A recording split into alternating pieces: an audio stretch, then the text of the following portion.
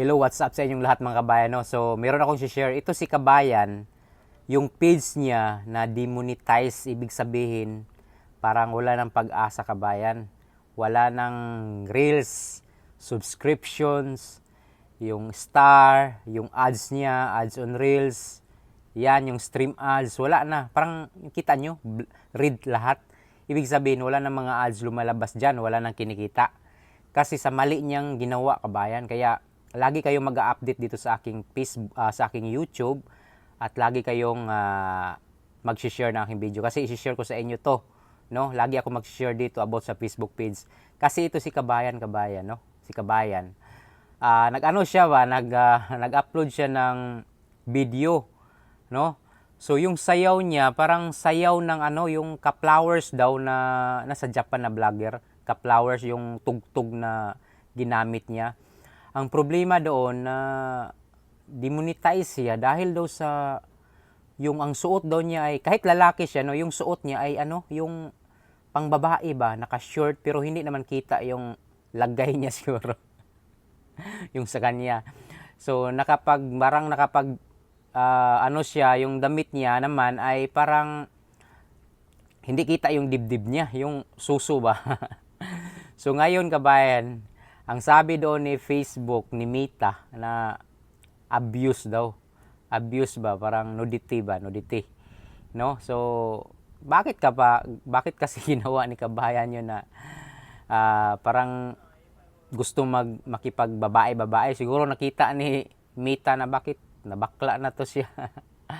So, bakit nabakla to? Bakit naging babae to? Bakit parang makita na yung dibdib ba? No? Alam nyo naman, na unfair minsan yung Meta dito. Kasi nga kabayan, alam nyo naman lumalabas yung iba, mga ads, di ba? Lumalabas yung mga ads na iba. Dahil nga kabayan, yung iba halos naguhubad na yung mga babae, di ba? Halos makikita na yung mga kanila sa baba, sa itaas, halos makikita na. Pero merong mga ads pa rin at hindi sila, okay pa rin yung mga channel nila. Pero yung sa kanya kasi, wala na, parang nagka-problema yung channel, pula lahat, no? Makikita mo na pula lahat, di ba? Kasi nga kabayan, na ano siya, na-detect siya ni Meta kasi merong yung suot niya siguro, yung suot lagi daw niya na nag-spaghetti ba na yung shirt, nagsi-shirt din. Tapos pero hindi kita yung ano niya, yung suso ba, yung dibdib niya hindi kita. Pero kaya gusto kong malaman ninyo na iwasan niyo din ang ganyan, no? Baka hindi pwede ni Meta, ma-timingan kayo no ni Meta no, problema yung Facebook page ninyo kahit may ads na yan. Kaya mag-ingat-ingat kayo. Kung ano yung naumpisahan ninyo, ipagpatuloy lang. Huwag nang haluan pa ng mga kakaiba. No, kasi kakaiba din si Meta.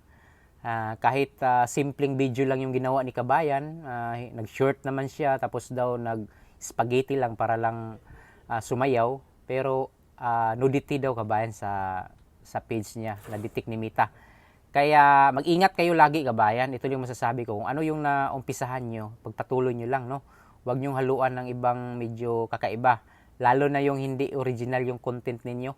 Kaya ingat kayo kabayan. So gusto ko lang i-share sa inyo yan ngayon, ha? Ingat-ingat kayo sa pag-upload talaga kabayan. Ingat and huwag nyo kalimutan na mag-follow, mag-subscribe din sa aking YouTube channel and share na din and like. Maraming salamat.